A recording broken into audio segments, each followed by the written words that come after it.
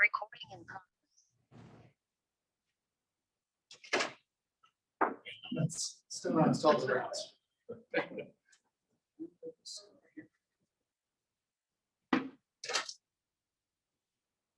Good morning. Good morning. All right.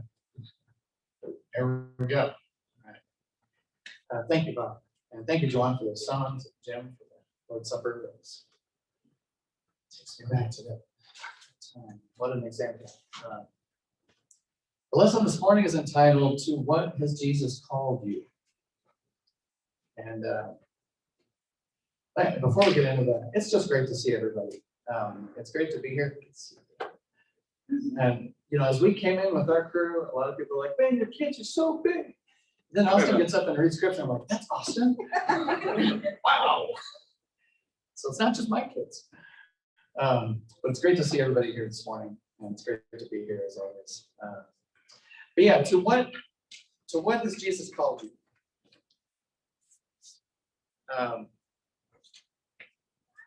What does it mean to be called? What does that mean? That's one of those concepts, I think, that we struggle to really put our arms around definitively. It seems like we're always waiting for that "I found my calling" moment. But oftentimes it doesn't happen that way. Sometimes we figure this out when we're young, you know, what we're called to do, and we just roll with it and keep going and going and going.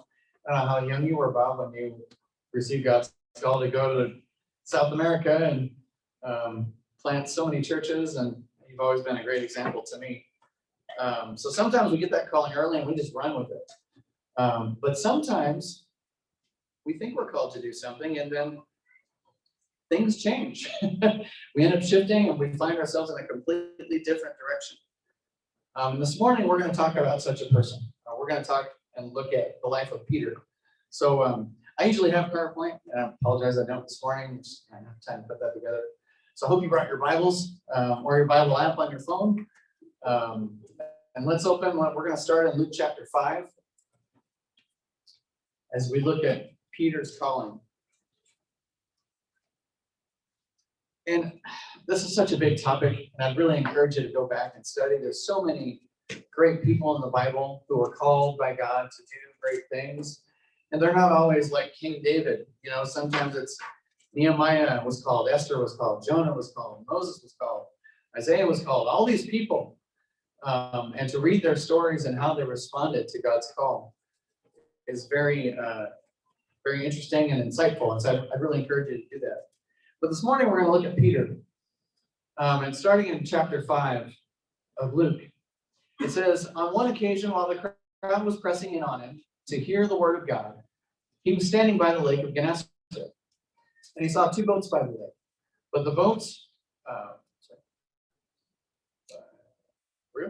the fishermen had gone out of them and were washing their nets. Getting in one of the boats, which was Simon's, he asked him to put out a little from the land. And he sat down and taught the people from the boat. And when he had finished speaking, he said to Simon, 'Put into the deep and let down your nets for a catch.' And Simon answered, 'Master, we toiled all night and took nothing. But at your word, I will let down the nets.' And when they had done this, they enclosed a large number of fish, and their nets were breaking. They signaled to their partners in the other boat to come help them. And they came and filled both the boats, so they began to sink. But when Simon Peter saw it, he fell down at Jesus' knees, saying, 'Depart from me, for I am a sinful man, O Lord.'" We'll see a similar response from Isaiah. If you go back and read his account, Isaiah chapter 6. Verse 9, "For he and all who were with him were astonished at the catch of fish that had been taken. And so also were James and John, the sons of Zebedee, who were partners with Simon. And Jesus said to Simon, 'Do not be afraid. From now on, you will be catching men.' And when they brought their boats to land, they left everything and followed Christ." I don't know about you, but when I read through that, it seems like this is maybe one of the first times Peter is encountering Jesus. And when you get to verse 8, verse 5, it says, "And Simon answered, 'Master, we toiled all night.'" And I'm thinking, that's a pretty respectful thing to say for this guy that he just met. Sorry. Can I take this out? Sorry.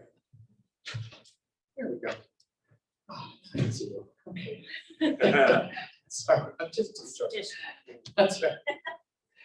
But yeah, you ever read a verse in the Bible and you're like, well, that's kind of odd. Context is the solution to that. So let's go back to chapter 4. And if you go back to Luke chapter 1, you find out that Luke wrote his gospel in an orderly manner, it says in the first 3 or 4 verses of chapter 1. And so as we read through the 4 gospels, you'll find that certain things happen seemingly at different times. So we go to Luke to really find the chronology of what happened. And so we can read in chapter 4 and know that that actually happened right before what happens in chapter 5. So if you go back to chapter 4, and you look at verse 38, really starting verse 31, it says he went to Capernaum and he was teaching there, and he's on the Sabbath, and we won't read that passage. But down in verse 38, it says, and Jesus arose and left the synagogue and went to Simon's house. Now Simon's mother-in-law was ill with a high fever, and they appealed to him on her behalf. And he stood over her and rebuked the fever, and it left her. And immediately she arose and began to serve them. You know, we left on Friday to get here, and the day before we left, my wife was kind of not feeling well. She kind of lost her voice. And I really wish that I could stand over her and rebuke that sickness and just leave. Wouldn't that be nice? But Jesus had that ability. He did that. Now, what response do we see from Peter in chapter 5? Peter witnesses Jesus' miracle, and he goes to his knees and says, I'm unclean. I can't be with you. I'm a sinful man. Why didn't he have that response in chapter 4? Well, it seems like Jesus was working on Peter's heart. And God does that. He'll put things in your life, circumstances in your life, to work on your heart. Be like, here I am. Pay attention to these things. And it seems like Peter, or Jesus, is doing that with Peter in chapter 4. Let's continue reading on chapter 4, verse 40. Now, when the sun was setting, and this is mirrored over in Mark chapter 1, but it says, now when the sun was setting, all those who had any who were sick with various diseases brought them to Jesus. And he laid his hands on every one of them and healed them. The account of chapter in Mark chapter 1 says the entire town showed up at his door. This wasn't like a dozen people. This was probably hundreds and hundreds of people. And Luke says he laid his hands on every one of them. And so again, Peter is there. Simon at this point, he's not called Peter yet.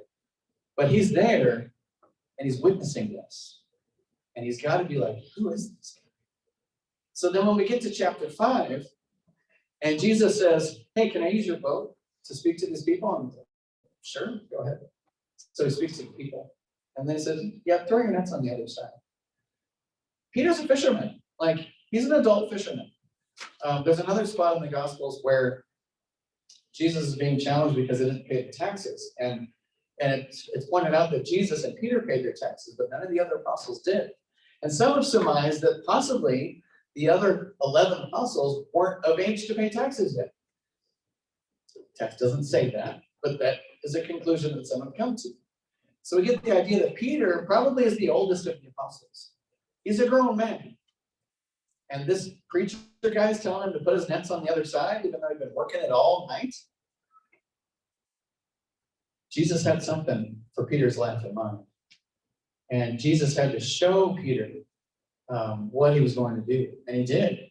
And at the end of the passage we read in chapter 5, it says, they left everything and followed Christ.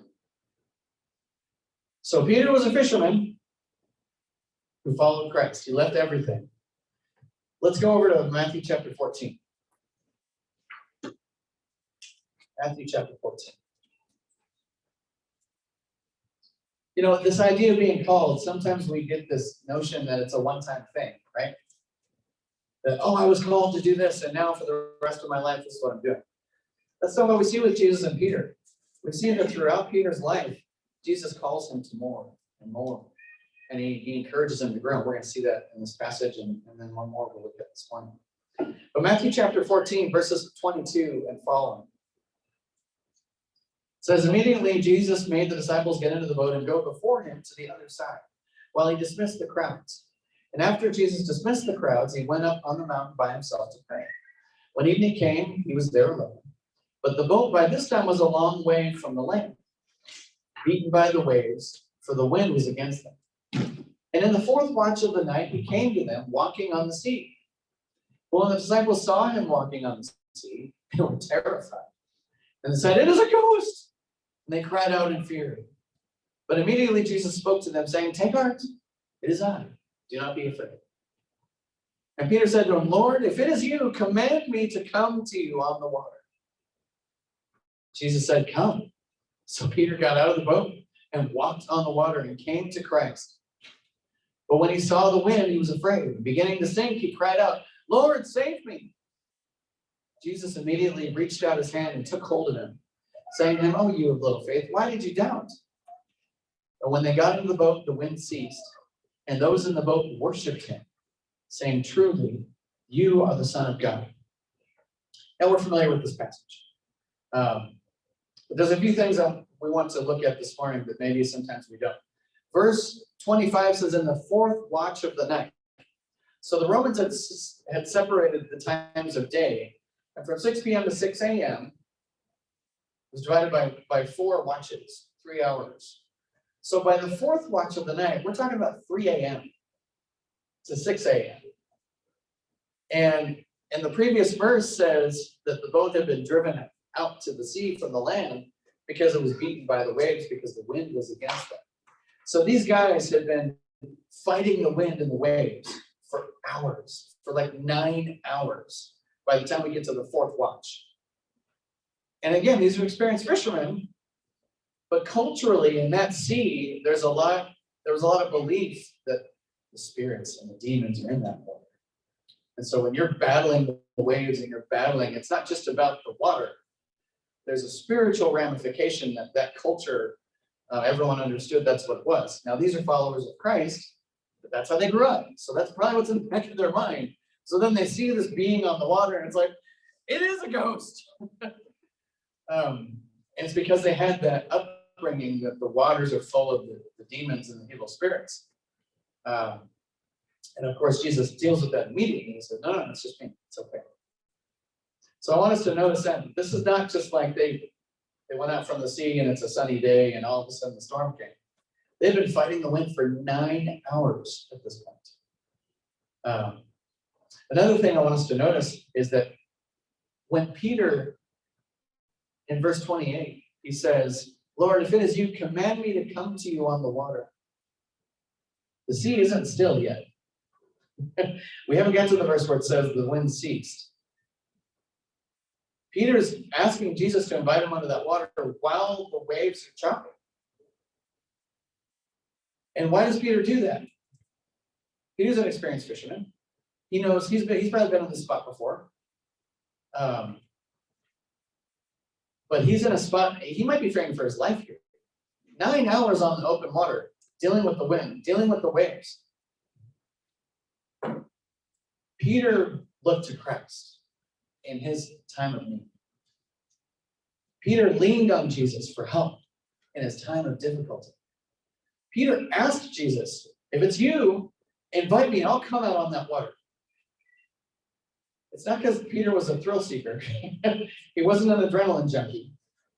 And that's another point we want to notice here is that Peter asked Jesus to command him. He was waiting for Jesus' permission to go out on that water. And sometimes in life, we're like, "Hey, Peter walked on the water, so I'm going to make this reckless decision." No, there was wisdom here. Peter looked to Christ and said, "Okay, if this is your will, then I'll step out of this boat. But I want to make sure it's your will first."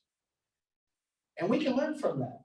God gives us choices in life. He gives us circumstances in life where you have doors to walk through. You have things to step through and choices to make. And sometimes we lean on our own experience. We lean on our own understanding. And we think we're making the right choice according to what we know. That's not what Peter does here. Could Peter have done that here? Absolutely. He's a fisherman. He'd been on these waters his whole life. But he looked to Christ. And he asked Jesus, if you command me, I'll get out of this boat and I'll walk on that water. And we've heard lessons around this passage, and we know that, he sinks, and we relate that to the trials in our life. We look at the waves around in our life, and we tend to sink, and we need to focus on Christ. And that's a great lesson. But there's a little phrase here where it says, and Peter got out of the boat, verse 29, and he walked on the water. Let that sink in for just a minute. Peter walked on the water. Like, he stepped out of the boat. You've heard the phrase about people that are skydiving. Why would you jump out of a perfectly safe plane? Yeah, like the first century versions, why would you step out of a perfectly good boat into that choppy water that's driven by the waves? Because he knew who was controlling. He was submitting to Christ. But he got out of that boat and he walked on the water. Like the water, he didn't sink. And we have those moments in our lives where we walk on that water. You get out of that boat. I want us to sink in on that for just a second. Because the winds and the waves hit us. And the enemy wants us to be all consumed by those winds and by those waves. He wants us to be fully distracted by all that stuff. And Peter shows us that if we focus on Christ, we can step out of that boat and we can walk on that water. So what's your boat? So what does a boat represent in this scenario? Boat's comfortable, right? Because you're on mostly dry surface. There's some control there, right? Because you can control the waves or the winds or the sails. Sorry, come on, Greg. You can control the sails. You can pull it this way, pull it that way. There's a rudder that you can control where the boat goes. So the boat represents control. The boat represents things that I'm comfortable with because I know what's going on. But Jesus says, come out of the boat. So what's your boat? What's your comfort zone that Jesus is calling you to step out? And it's different for everybody. Only you can answer that question. For some people, it's hard to talk to people. So stepping out of that boat means trying to strike up a conversation with your coworker about Christ. Hey, do you go to church somewhere? I go to church. There's 100 ways to strike up a conversation, but a lot of us are, I don't want to talk to people. I'll stay in my zone and they'll be in their zone and we'll work together for 20 years and I don't really know anything about him because I'm over here and he's over there. Maybe Christ is calling you to have that conversation with your coworker. Maybe the other end of the spectrum, some people just serve and serve and serve and serve, and that's where they feel comfortable, serving. And that's awesome. But to that person, getting out of the boat might mean asking for help. Usually someone who serves and serves and serves and thinks about everybody else never thinks about or takes care of themselves. So maybe stepping out of the boat means saying, yeah, I need help, whether it's a break or whatever that means for you. So I challenge you to ask that question, what is your boat? And to what is Christ calling you? What does it mean for you in your life to step out of that boat, to take that risk? And you know what's going to happen when you take that risk? The waves aren't going to vanish. They're still there. Satan's got to ratchet up his attention on you. Oh, you want to serve God? Really? Let me throw all these circumstances your way to try to provide doubt for you. Because the enemy is at hand and he's alive and he doesn't want people serving God. So when you make the decision to serve the Lord, it's going to come with challenges. The waves didn't go away when Peter walked on that water. The text doesn't say this, but I wonder if the waves got worse when he stepped out on that water. Doesn't say that in the text, but I wonder if that would have been the case. But how did Peter make it through? He focused on Christ. And so Peter, in the middle of this ministry that he's been with Jesus every day, in this spot where he thought he was comfortable, he thought he had control, he thought he knew what was going on, it went sideways. And instead of leaning on his own understanding, he looked to Christ. And so wherever you are in life, look to Christ. Look to Jesus. And you can walk on water, physically. But Jesus will lead you out of that boat. Let's go to one more place. John chapter 21. John chapter 21. So this is after Jesus had died and rose from the dead. He appeared to a bunch of different people. Beginning in chapter 21, he appears to 7 disciples, and then down to verse 15, and this is another familiar passage. But we're going to go ahead and read it. John chapter 21, verse 15. When they had finished breakfast, Jesus said to Simon Peter, Simon, son of John, do you love me more than these? He said to him, yes, Lord, you know that I love you. And Jesus said to him, feed my lambs. He said to him the second time, Simon, son of John, do you love me? He said to him, yes, Lord, you know that I love you. And Jesus said to him, tend my sheep. And he said to Peter a third time, Simon, son of John, do you love me? Peter was grieved because he said to him the third time, do you love me? He said to him, Lord, you know everything. You know that I love you. Jesus said to him, feed my sheep. Truly, truly, I say to you, when you are young, you used to dress yourself and walk wherever you wanted. But when you are old, you will stretch out your hands, and another will dress you and carry you where you do not want to go. This he said to show by what kind of death he was to glorify God. And after saying these things, he said to him, follow me. So we have this conversation between Peter and Christ. And you've probably heard, but the English doesn't really fully paint the picture here. In the Greek, we have 2 different Greek words happening in this passage. Jesus is asking Peter, do you agape me? So agape love is that selfless love, service-oriented love. It's agape love that Jesus used to go to the cross. Even though the Roman soldiers were torturing him and beating him, it was agape love that forced Jesus to say, physically, I don't want to do this, but this is God's will because I need to save the world. That's agape love. When we do not what's comfortable or fun or cheerful, but what's right because we love that person. So that's what Jesus is asking Peter, do you agape me? And Peter's response is, well, I phileo you. Phileo is more of an affection kind of love. Phileo is, we see it used in context of a father and a son. But phileo is also used to greatly cherish an object. So I kind of think of it this way. Probably just because I have teenagers. And I did this when I was a teenager too, so no offense to anyone. But I think of a father and a teenager, and the teenager says, oh, Dad, I love you so much. Thank you so much for everything that you do for me. He's like, great, man, I love you too. Go clean it up. I'll get on that. Okay, all right. A few days go by, son comes back to Dad. Dad, I love you so much. Thank you so much for this and that. That's great, man. I love you too, son. Have you cleaned your room? Yeah, I was gonna do that. Okay, sorry. Yeah, I'll get to that. A week goes by. The son again comes to Dad. Dad, I love you so much. Thank you for taking me here and taking me there, and thanks for giving us money for the movie last night. Oh, you're welcome. It's no problem. No problem. Have you cleaned your room yet? So here's the thing. Everything is exactly where I know it is.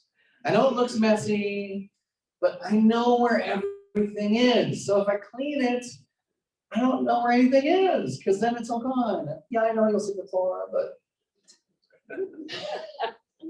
any parents been there? Oh, yeah. So this is kind of what's going on here. It's like the father is saying, you're loving me, but are you going to agape me? Are you going to do the thing you don't want to do? Are you going to clean your room?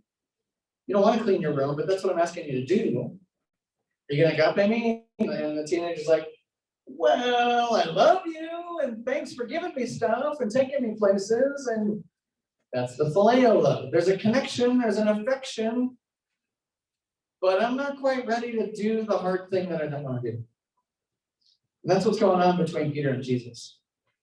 And so the third time, so Jesus says, do you agape me? Peter says, I phileo you. And he says again, okay, do you agape me? I phileo you.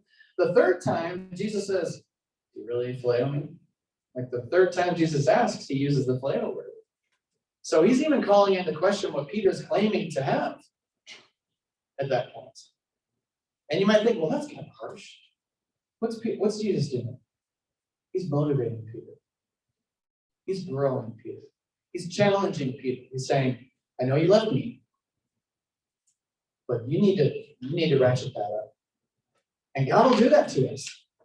God will challenge us. God will put things in our lives and people in our lives that's wanting to bring us to the next level. And that's not comfortable.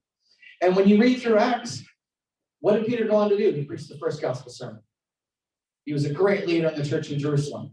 You know, he was thrown in jail for preaching the word, and they were like, well, you need to stop preaching Jesus. And his response is, we're going to still preach Jesus. Sorry, we're serving God, not you. So this experience on the beach where Jesus is challenging him, that grew Peter. So Jesus didn't just call him to be fishers of men way back. He didn't just call him to walk on the water. He continued to call him to continue to grow. And that's what God does in our lives. That's what God does in your life. It's what he's done in my life. And only you can look inside and ask when that has happened and how that has happened and how is God calling you to that now, even today. And so we return to the original question. To what is Jesus calling you? Well, I'll spend just a couple of minutes and look at a couple of passages that answers that question. Go to Ephesians chapter 4. Ephesians chapter 4.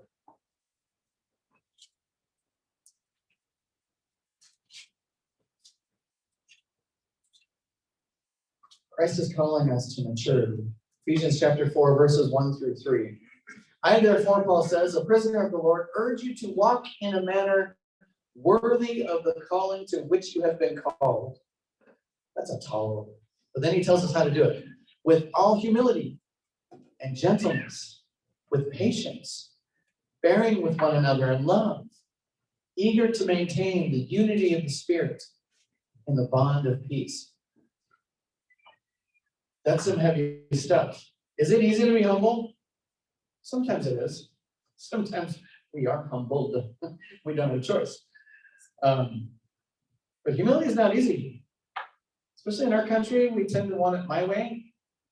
You know, Burger King slogan, your way, right away. It's all about me, what I want. That's kind of against humility. But we're called to be humble. We're called to be gentle with patience. Patience? I don't have time for patience. I just need things done the way I want them done. And if you don't like that, just get out of the way. That's terrible. But that's the way our culture is. Amen? But Paul says, walk in a manner worthy of the calling with which you've been called. And that requires humility, gentleness, and patience, bearing with one another in love, eager to maintain the unity of the Spirit. What are we eager to maintain? We're eager to maintain our salary level. We're eager to maintain our social status. We're eager to maintain our likes on Instagram. Whatever that is, whatever you fill in the blank, our culture is eager to maintain a whole bunch of different things. What does Paul say? Be eager to maintain the unity of the Spirit in the bond of peace. That's a little harder to do, isn't it? And so we're called to maturity. Let's go to 1 Peter chapter 1. This is what Austin read us earlier. 1 Peter chapter 1. And so we've spent most of this morning talking about and looking at Peter's life. And so it's interesting that this is what he writes later. And he's writing to the Christians who have been dispersed by the persecution that they had to endure from the government. And in 1 Peter chapter 1, beginning in verse 13, Peter writes, therefore, preparing your minds for action, be sober-minded. Set your hope fully on the grace that will be brought to you at the revelation of Jesus Christ. As obedient children, do not be conformed to the passions of your former ignorance. But as he who called you is holy, you also be holy in most of your conduct. Oh, that's not what it says. You also be holy in all your conduct. Since it is written, you shall be holy, for I am holy.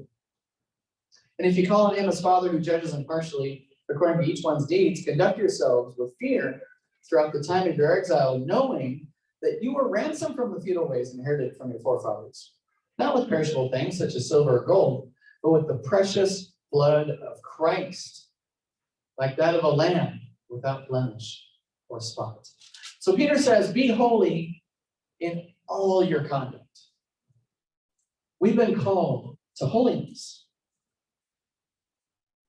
And that's hard. Sometimes it's easy. It's easy to be holy this morning, right? We're gathered together, we're singing praises. Thank you, Joanna, to lead those songs. It's easy to be holy amongst our Christian friends. But what about when you're at work and you're surrounded by worldly people? What about when you're at school and you're surrounded by worldly people? Maybe your family isn't a Christian family. You go home to your family and they're not Christians. That's when it's hard. But Peter says we are called to holiness. The final thing we'll look at this morning, Matthew chapter 11.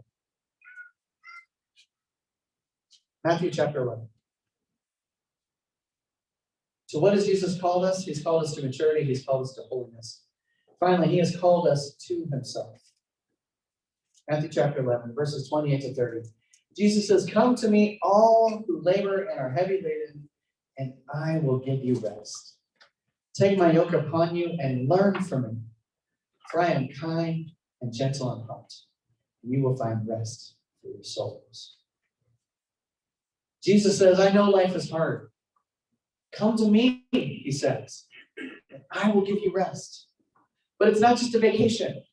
It's not just a nice bed with a soft pillow and whatever food you want. He says, take my yoke upon you and learn from me. So being called to Christ isn't just a mental thing. It's not just an emotional thing. It's a journey. We come to Christ and we learn from Christ who he wants us to be and how he wants us to live. Right now, one of my kids' favorite movies or productions is Hamilton. And it's a Broadway play that's a rap about Alexander Hamilton, which sounds like, what? And that succeeded? It was actually brilliant. And so there's a line in there where Alexander Hamilton is first meeting George Washington. And he's this young guy, and he's like, I will die for the revolution, I'm ready. And George Washington said, sir, dying is easy, living is harder. He's like, oh. But that's what we're called to. We're called to live to Christ.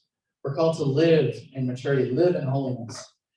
And so this morning we've looked at the life of Peter, and we've seen that he was called to change his life. And that looks different for each of us. Maybe he's calling you to better service.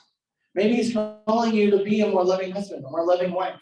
Maybe he's calling you to be a more respectful son or daughter. Maybe he's calling you to be a better worker or a better business owner, a more Christ-centered business owner. Whatever that is, he is calling you to be more like his son, Jesus. Maybe it's drastic. Maybe he's calling you to move to a different state. A little bit.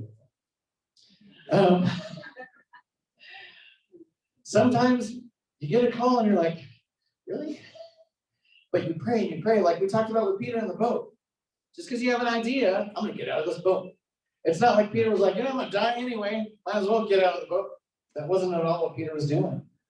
Peter was like, Christ is calling me to something, but I want to ask him and make sure it's his will. So whatever Christ is calling you to, whatever it means for you to step out of that boat, go to him in prayer.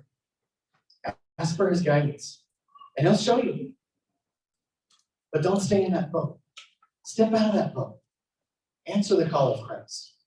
And if there's any way we can help you do that this morning, if there's any way we need to pray for you or with you or be alongside of you, there's a lot of great men and women here who would love to help you with that. Do we have a closing song for that? Okay. I could do that. About so many requests.